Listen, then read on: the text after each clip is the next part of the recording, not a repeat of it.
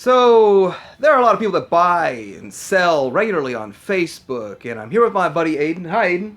So, And we're going to talk to you about how to buy and sell on Facebook to protect yourself, to not get scammed, and of course, how to act right and how to treat people.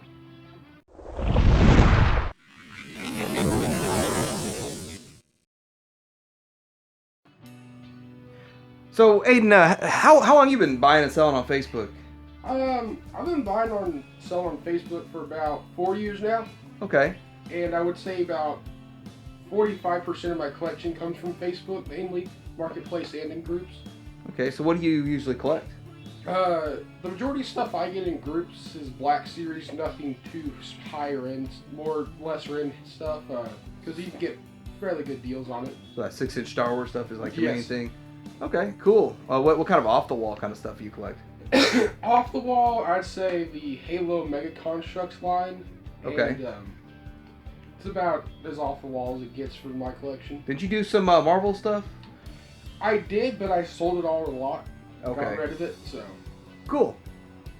And as you guys know, I occasionally buy and sell stuff all the time. I'm always watching the markets. I'm always watching these things. I'm watching all the groups and all that stuff.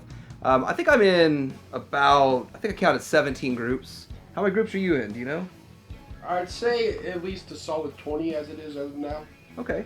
So you buy and sell in groups, but let's start with the basic. Like the basic person on Facebook is just gonna throw something on the marketplace. What do you think of marketplace on Facebook? In the realm of action figures, I think it's a fairly just dead-end last resort for a lot of people when it comes to actual figures. Now, yes, you may stumble across the occasional lot of a fairly old, nice lady selling her son's Star Wars collection from 1977. Okay. When those gems come along, that's about it. Okay. So when you're going through Facebook and Marketplace, generally, are you shipping when you're going through Marketplace, or are you usually local deals? Well, with Marketplace, it's fairly local. Okay. The majority of stuff I get through Marketplace, unless I see a deal outside of Oklahoma, then we'll try to arrange something, but normally it's local. So what do you have any suggestions for people on meetups? Where do you meet up? What time of day? To be safe, now I'm a fairly large guy myself, so I don't have to worry about it, but meet up during the day at like a known Walmart, store, restaurant, somewhere like that. Never meet up at the house, because there's always a possibility that the deal goes south, and you just don't want that to happen. Okay, that's good advice. Definitely in a public place, Mm-hmm. and that's for safety. And I think this kind of would translate over to even like the similarity of a Craigslist kind of deal. It is, and Facebook Marketplace is a new Craigslist that basically took over. Yeah, what happened to Craigslist? I don't think very many people use it anymore. It's just the user interface, especially for mobile, wasn't that friendly compared to Facebook. Oh, Whereas, okay. But I will tell you now, I do not have Facebook Marketplace on my app anymore. Why not? It's been gone, and it just magically disappeared one day, and it's been like that for a couple of apps. So, as far as Facebook Marketplace, other than what I see on my laptop, I'm not too active on it anymore. Yeah, I don't really like using. I actually don't like using the apps. I try to use the computer more than the apps for me, but that's just because I prefer the bigger screen. Yeah. So let's say you're selling something on Marketplace and you're selling like a grill, or you're selling just something normal, like a normal thing, not a collectible. Where do you get your pricing from, or how do you decide a price? Well, when it comes to something out of the action figure world, such as kitchen accessories, furniture, normally it's put on Marketplace to get rid of, not necessarily turn a profit. Yeah. So if you're listing a table, the general price range is $30-$40, you know. Or if you're listing a grill, check your local Home Depot or something. But normally Marketplace, as I said, is just the last resort to get rid of stuff. Okay, and so you think that you'd get a better price or find a better target audience if you go directly into groups? Yes, most definitely. Unless you're selling more household stuff, then Marketplace would be the way to go. Gotcha. So let's talk about groups real quick. So how big of a role do you think that these collectible group admins play? Well, for some of the groups I'm in, I can assure you they like to think they play a bigger role, but the reality is it's just somebody to maintain order. Okay. But even in a lot of groups now, we see admins start to go kind of crazy with power and magically banning people they don't agree with. Okay, so that's kind of crazy. So So in the realm of this, the admin's there to make sure people obey the rules and are civil to each other, and like what? Don't cuss at each other, don't talk down to each other. Is that pretty much the role of the admin?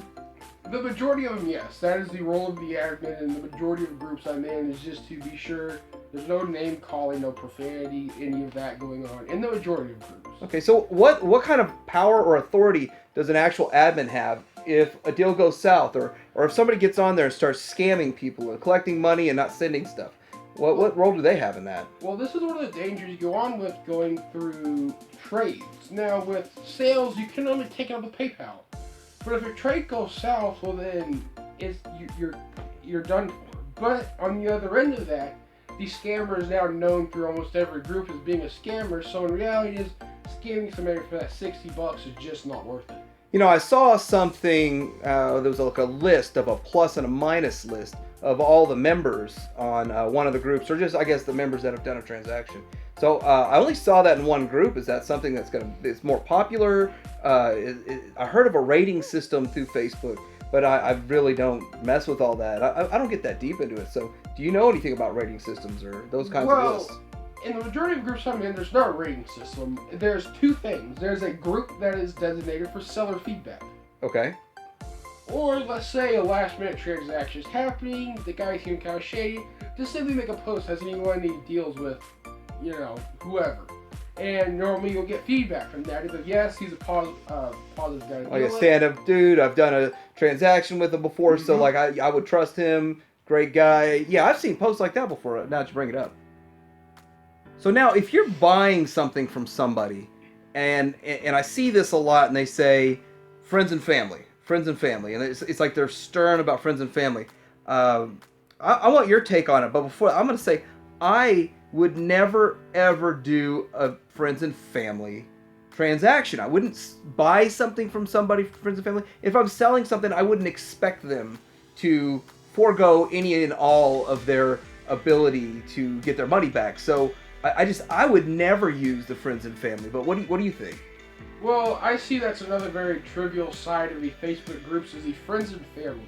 If a seller says friends and family only, that should be a red flag. Yeah. Definitely ask for references, and now if he provides a good reason, that's up to you. But majority, if he says friends and family only, it's a red flag. Yeah.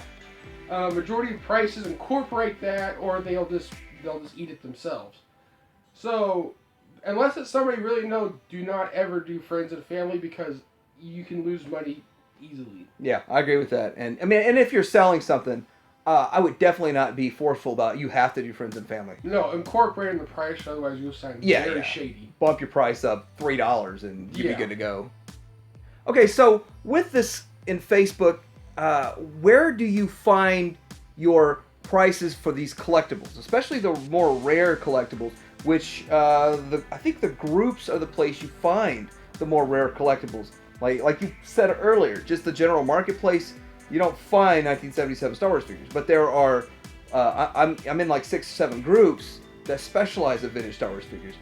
But where do you find your pricing? Well, and this goes for when I'm working at my dad's pawn shop, or really anywhere I need a quick price. I go to eBay sold listings. Yeah. Completed. And I find the highest and the lowest. I find just a nice median in between those two. And normally if it's on Facebook, I'll knock it down a couple bucks. And that'll be my definitive price. Okay, so let's say something is selling on eBay for $100. Then what should you charge in a Facebook group? 90? Well, 80? In the Facebook group, if you label it for that 90 or 100, you'll get called a scalper.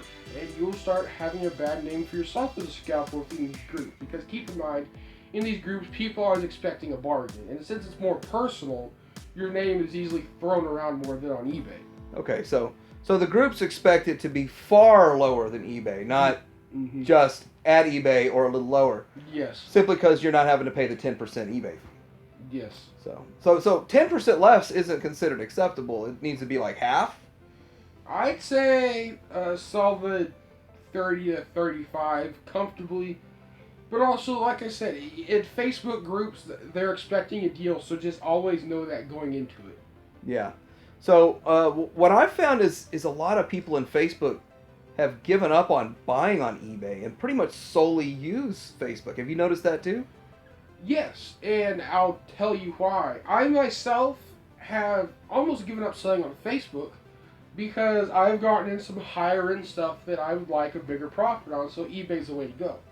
Yeah. But as far as buying, Facebook is the way to go because people have a lot more wiggle room because it is it's a lot more personal. Yeah. B, they do not have to worry about eBay fees, and it's just a simple PayPal one and it's over with. Yeah.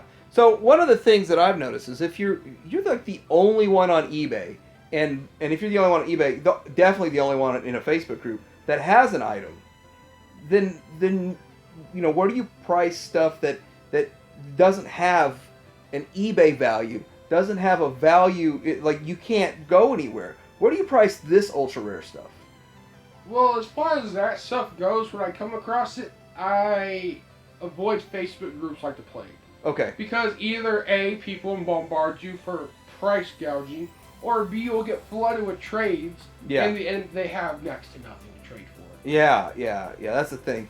Yeah, and I've always been scared of the trade situation because I don't like the whole trust that whatever your the other half shows up. I mean, I know I'm going to mail mine out, but I don't know if I'm going to get it back, so on my end. And the thing about trading on Facebook is it's very just trust. There's nothing there other than morals that is keeping the other person from scamming you. So I only advise you to trade with people who have a lot of references or somebody you know. Yeah. Definitely get a reference check when you're trading. Once you get in the hang of things, trading will, a lot of that fear will be gone. But it just takes a couple, I do agree with that. I still am not keen on doing some trading through the mail, but I have done a lot of trading in person. Like I'll meet up, I'll even drive, half the way to do a trade, especially if it's something they've got something I'm after, and I've got a few things they're after. But yeah, it's definitely an interesting discussion today. I really hope that just kind of our discussion helps other people out there to either not get screwed or to just be an honest seller. Mm-hmm. Aiden, thanks for joining me. Like, subscribe, everybody. Leave some feedback. If you have any advice, Cut Ear Hanger out.